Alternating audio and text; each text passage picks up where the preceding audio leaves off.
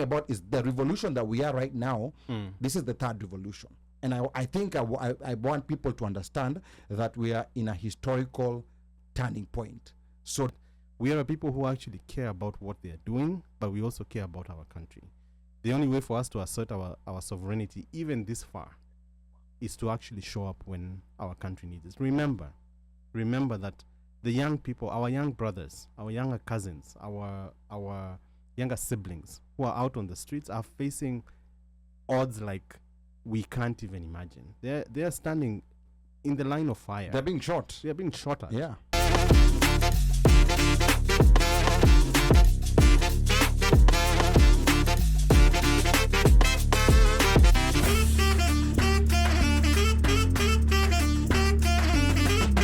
Washeke says IMF equals payday loaner.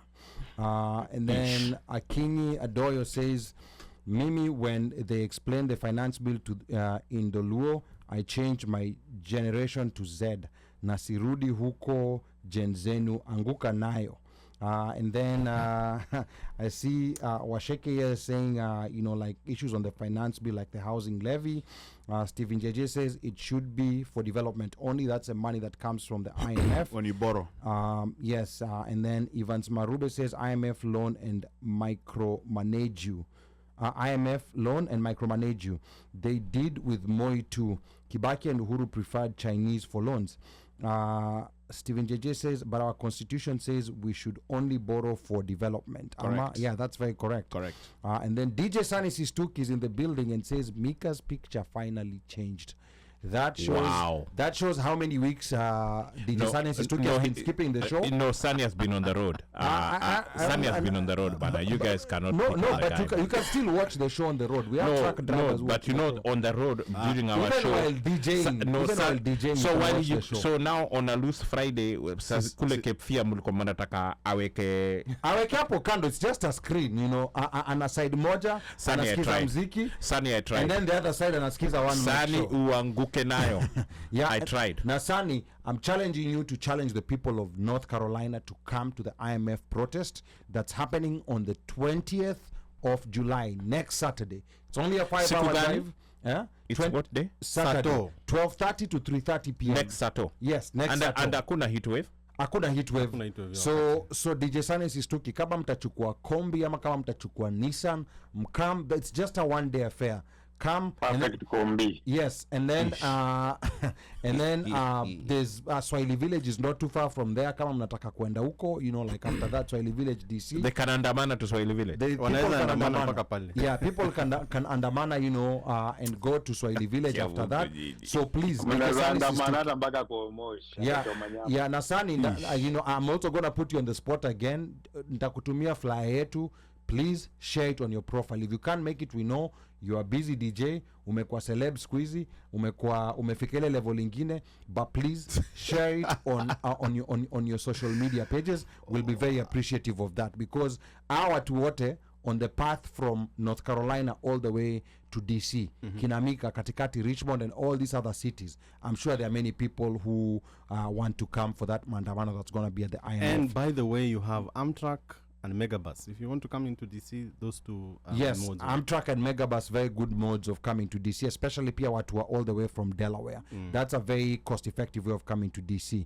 Now, I have a Kinyodo here says, is asking, lakini kwa nini tulipe? Si reparation bado hatujapata ama namna gani watunguyas. I think this was in response to that pay bill comment. And then Rasvik is keeping it simple. Ruto must go. Keeping it simple. Udi Madhengi, karibu sana. Udi anasema we need to do what Burkina Faso has done. Yes, and Burkina Faso is also moving at a very high speed. I think we also need to pay attention to what they're doing with their leader Ibrahima Traore. And then I can see here Stephen Batty from Sambaza Podcast says, me the day circa 1998, I had the Denmark envoy complain that they're not getting contracts from Kenya as they are being sourced elsewhere is the day I knew these people, Muzungu, want a stake in our country. That, of course, is no secret.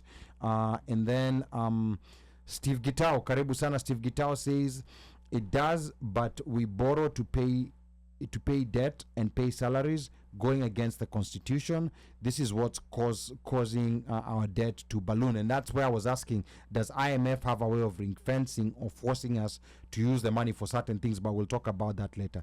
DJ Sunny Sistuki says, I'll do better. So I don't know whether he's saying he'll do better in terms of watching the show while DJing, or if he'll do better in terms of like making sure that he comes for the protest next Saturday at IMF HQ2 Pennsylvania Avenue in DC with Mbogia Watwa, North Carolina. And I wanted to say regarding the protest this weekend. Mm-hmm.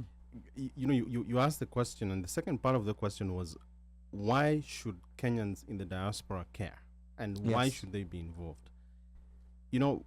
We are the only population of Kenyans who have this leverage point.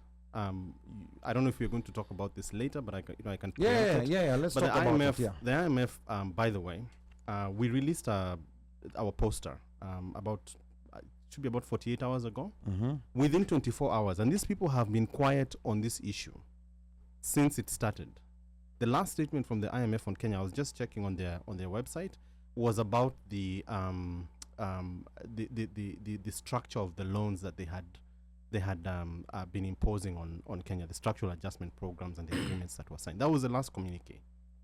We released this poster on social media, letting Kenyans know that we are tunaenda kuwasalamia, si ndio? Correct. Within, I think, 12 hours, a statement was read by a very, coy and what looked like a very confused press person, mm-hmm. saying that they cared about what had happened in Kenya and they were concerned about the families, and they were their purpose is to work with the Kenya government for economic stability and sustainable growth, whatever that, they kind of just use that kind of jargon. They also released a public statement and created an FAQ page. So Kenyans who are in the diaspora, if you're close to DC, if you're 2-3 hours away, please come, because the numbers make a difference. It makes a difference when they see that we are people who actually care about what they're doing, but we also care about our country. The only way for us to assert our sovereignty, even this far, is to actually show up when our country needs us. Remember that the young people, our young brothers, our younger cousins, our younger siblings who are out on the streets are facing odds like we can't even imagine. They're standing in the line of fire. They're being shot. They're being shot at. Yeah. Mm-hmm. Yeah. So for you to just come on that day and put a stake on the ground and say this is not acceptable for our country is really important. So please, be there or be square. Yes, so that's going to be Saturday, July the 20th, 12:30 to 3:30, IMF HQ2. I think the address is 1900 Pennsylvania Avenue. An easy way to remember is that the White House is on 1800 Pennsylvania Avenue. Mm-hmm. So it's also going to be a good tourism day. Unaweza kuja asubuhi ufanye tourism kidogo, by 12:30 unakuja hapo protest, like we do what we have to do on the protest like we've been doing in the previous protests, and then after 3:30 people break away and you can go to Swahili Village. It's right there, and you can continue touring DC. Sunset, I think, is around 8:30 p.m. So it's going to be a very good day, because at the end of the day, one thing that I like about Kenyans back home and over here, even in the worst moments, we still find humor, we still find joy. You'll still find people singing, you'll still find people dancing. Even in the worst of moments when we are facing, like an enemy that's killing us, that's abducting us, that's doing all kinds of things. And this is happening to people back home. Out here, I know people are scared. Oh my God, staki sura yangu ionekane Citizen ama sura yangu ionekane NTV. So you're scared of sura yako kuonekana Citizen or NTV. Na kuna vijana who are being shot. Correct. They're being abducted. Killed. They're being abducted. Yes. And these guys are still going out. So I think this is one of those moments. This is one of those historical moments where your kids will ask you, where were you when this was happening? And your grandkids, they will be asking you. And you remember those lies we used to be told by, like people in the older generation that I always used to be number one on Nini? Guess what? Nowadays it's digital footprints. You will not be able to lie to your grandkids or your children, so when people were being killed, like, what were you doing? I know you were here, but what exactly were you doing? That's a question that you will have to deal with, because this is a historical moment whatever way, shape, or form you want to look at this. This is a historical moment.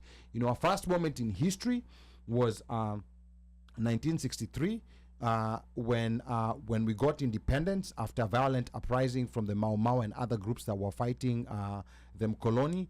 Then our second uprising was in 1990 with Saba Saba.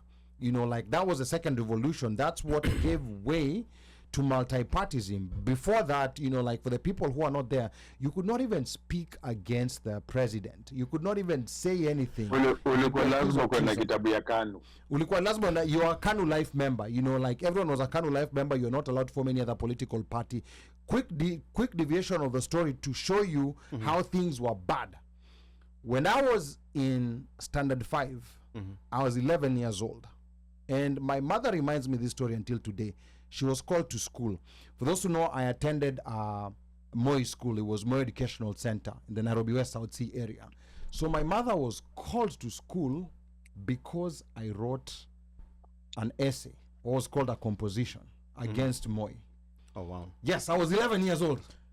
Terroristic characters. I was 11 years old, and my mother was called to school. Yeah. And I remember, you know, like when she was called, I was put in some kind of execution panel because there were teachers who are surrounding me, plus the headmaster. At that time, I can't remember, it wasn't Mr. Ketera, I think it was Mr. Morioki, that surrounded me, and they were trying to... Staff room ama kwa office? No, it was in the headmaster's office. This was very serious. Ish. Yeah, this was very serious. So they had surrounded me and they were asking, you know, like, where exactly is this kid getting these ideas from? So I think it was a mixture of concern and also the fact that even those teachers themselves were in fear because this was Moi School. Correct. This was Moi School. He used to drive by and give us free orbits from wherever, you know, like he was coming from. We were a private school, but we used to get maziwa ya nyayo. So there was... na biscuit. So there was a issue. palpable fear. Yes, so there was a palpable fear. So now as thinking as a grown-up, there was a palpable fear. But then, you know, like I survived, you know, like that execution panel. But now going back later to think about it, because my mother has been always very apolitical.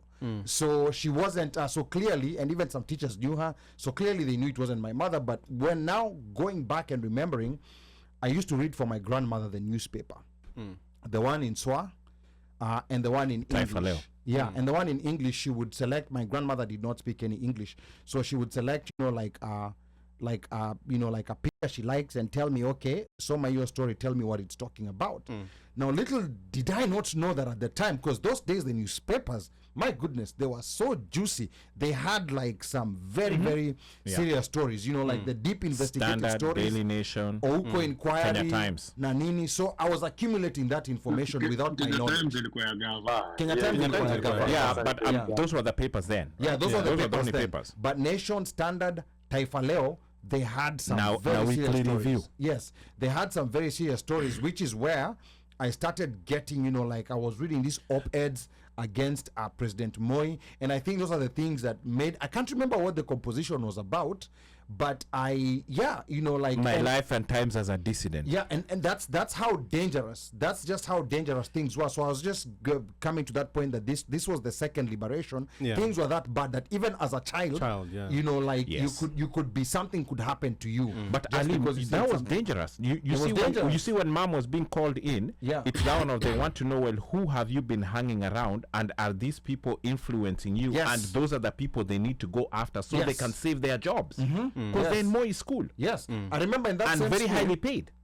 in that same school, I was punished for what we used to go, like when Moi would drive by Langata Road, school would stop, And you go and then to we'd be the given gate. flags. Yeah, you go to no, the gate. not to the gate, all the way to Langata Road. And we would be given flags. Yeah, school would stop, would be given flags to wave.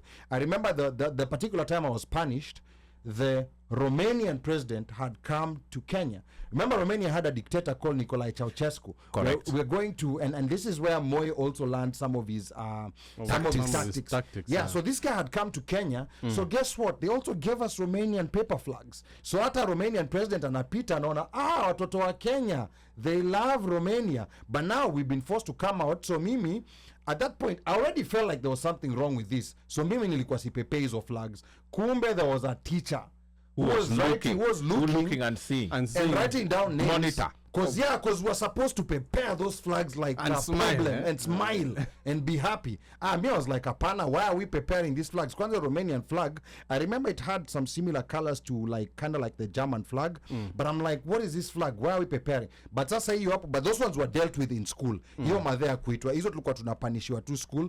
And I remember I was also once punished for the 2-finger salute. That was very dangerous. You know, I was a kid and I did not know. Rebel. This guy was a rebel. I had no idea. That's my educational center. In fact, anyone who went to my educational center, one day I will do an expose about how that school was built with corruption money. Because this is the season for revelation. Yeah. Gen Zs wamefungwa gates.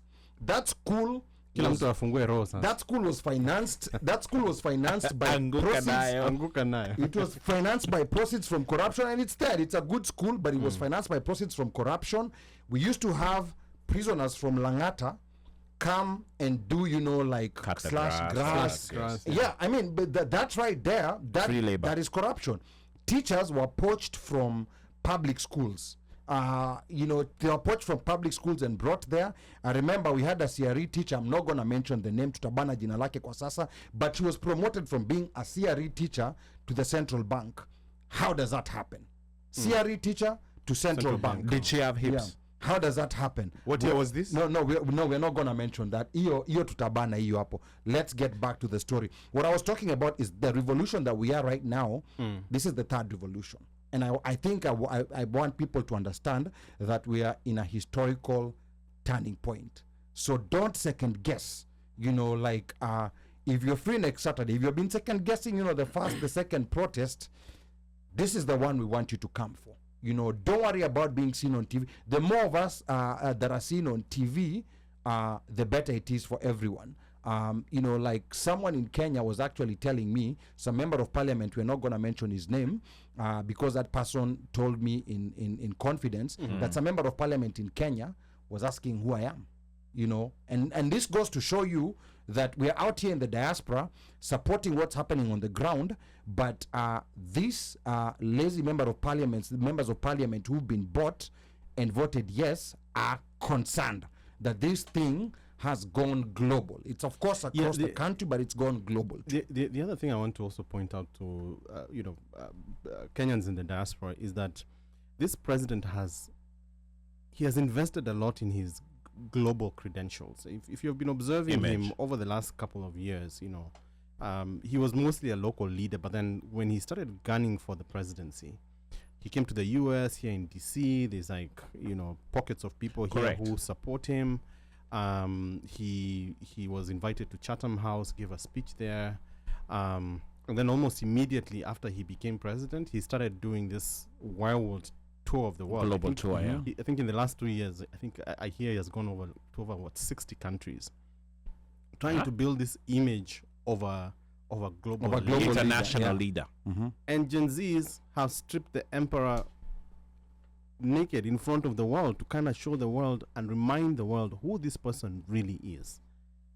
Now, if we don't support them, given the odds that they're facing, I think it will be a big shame. And as you're saying, this is a moment in history that we can't ignore. This is a moment in history that's going to be talked about. In fact, Raila Amolo Odinga himself said that even during our most radical, even during our most fierce, during previous revolutions, think about like Mau Mau. Yes. What generation of Kenyans have actually stormed Parliament building? None. This was the first without one. hesitation. Mr. Speaker, sir. Without hesitation. And even after guns were drawn, bullets were being fired, snipers were waiting for them. Young people, they kept moving forward. They kept moving forward, and they asserted their constitutional right.